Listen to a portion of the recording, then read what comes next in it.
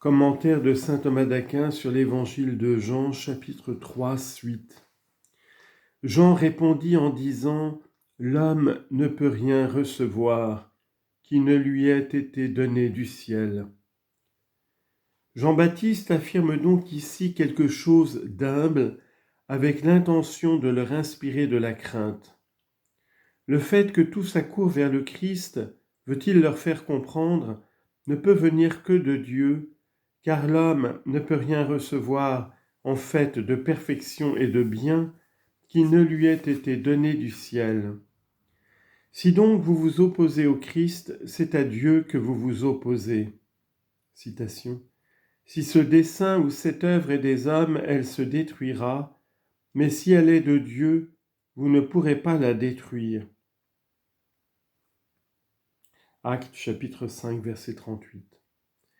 Voilà l'explication que donne saint Jean Chrysostome, qui applique au Christ l'affirmation de Jean. Saint Augustin, lui, l'applique à Jean-Baptiste lui-même, et c'est encore mieux. En ce sens, l'homme ne peut rien recevoir qui ne lui ait été donné du ciel signifie « Vous êtes jaloux pour moi, et vous voulez que je sois plus grand que le Christ. Mais cela ne m'a pas été donné, et je ne veux pas l'usurper. » Citation.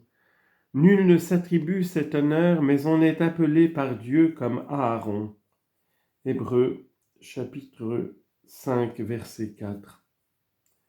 Voilà donc manifestée l'origine du ministère du Christ et de celui de Jean.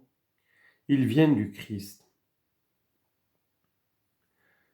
Vous me rendez vous-même témoignage que j'ai dit, je ne suis pas, moi, le Christ, mais j'ai été envoyé devant lui. Il s'agit maintenant de ce qui distingue le ministère du Christ de celui de Jean. D'après le témoignage que je lui ai rendu, dit Jean, vous pouvez savoir quel ministère m'a été confié et quel ministère a été confié au Christ.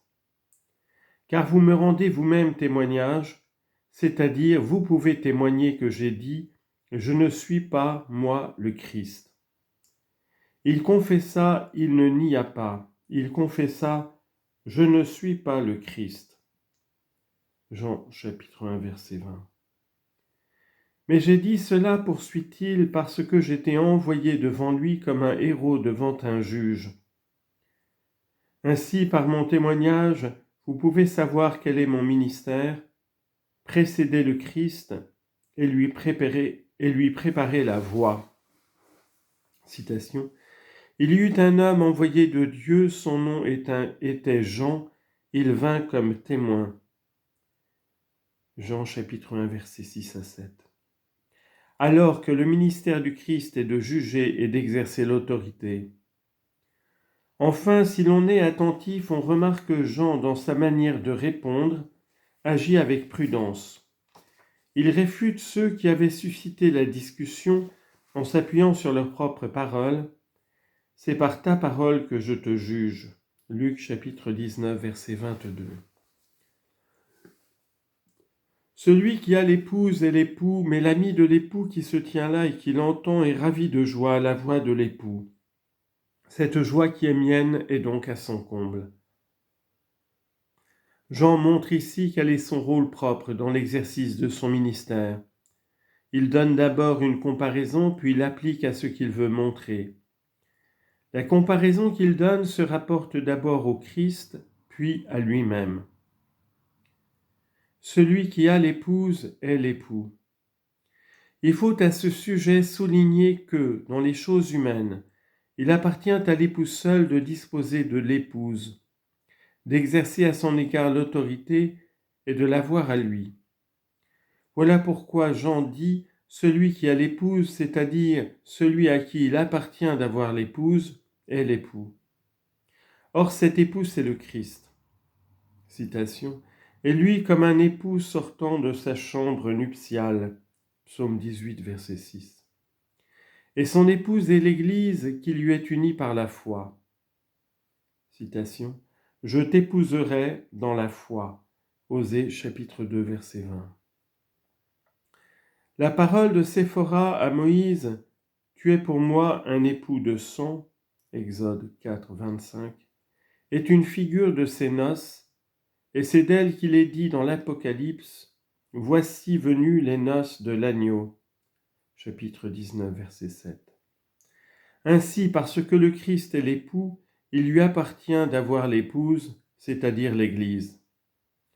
Mais à moi, dit Jean, il m'appartient seulement de me réjouir de ce que l'époux a l'épouse. C'est pourquoi il ajoute, « Mais l'ami de l'époux qui se tient là et qui l'entend est ravi de joie à la voix de l'époux. » Plus haut, Jean avait dit qu'il n'était pas digne de délier la courroie de la sandale de Jésus. Mais ici, pour faire comprendre la fidélité de son amour pour le Christ, il se nomme son ami. En effet, pour ce qui concerne son maître, le serviteur n'est pas mu par un sentiment d'amour, mais par un esprit de servitude. Romains 8, 15. Tandis que l'ami, lui, s'occupe par amour des biens de son ami et le fait avec fidélité. C'est pourquoi le serviteur fidèle est comme l'ami de son maître. Si tu as un serviteur fidèle, qu'il soit pour toi comme ton âme. Siracide 33, 31. Et la fidélité du serviteur se manifeste quand il se réjouit du bien de son maître et quand il s'occupe de ses biens, non pour lui-même, mais pour son maître. Ainsi, parce que Jean n'a pas gardé pour lui, mais pour l'épouse qui lui avait été confiée, il fut serviteur fidèle et ami de l'époux. C'est pour faire comprendre cela qu'il se dit l'ami de l'époux. C'est ainsi que doivent agir les hommes, amis de la vérité, afin de ne pas faire servir à leur propre intérêt et à leur propre gloire l'épouse confiée à leurs soins, mais de la garder avec respect pour l'honneur et la gloire de l'époux.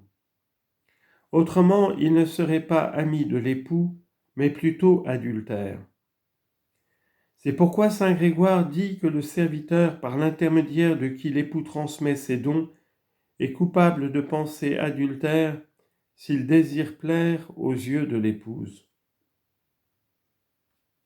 L'apôtre ne faisait pas cela, lui qui disait « Je vous ai fiancé à un époux unique pour vous présenter au Christ comme une vierge pure. » 2 Corinthiens 11, 2. Et Jean aussi faisait de même, puisqu'il ne garda pas pour lui l'épouse, c'est-à-dire le peuple croyant, mais le conduisit à l'époux, au Christ. Ainsi, en se disant l'ami de l'époux, Jean fait comprendre la fidélité de son amour. Puis il fait comprendre sa constance en disant qu'il se tient là, ferme dans son amitié et sa fidélité, sans s'élever au-dessus de lui-même. À mon poste de garde, je me tiendrai. Habacuc, chapitre 2, verset 1. Soyez fermes et inébranlables, vous donnant toujours plus à l'œuvre du Seigneur. 1 Corinthiens 15, 58. Si l'ami demeure constant, il sera comme ton égal. Siracide 6, 11.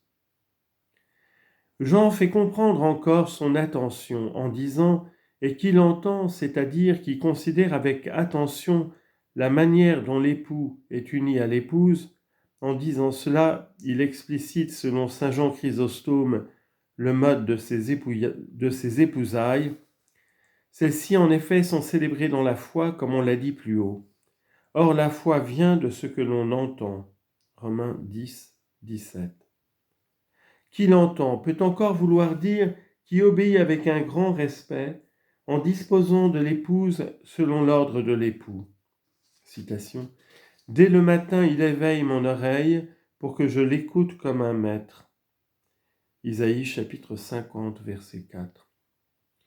Voilà qui condamne les mauvais prélats qui ne disposent pas de l'Église conformément au commandement du Christ.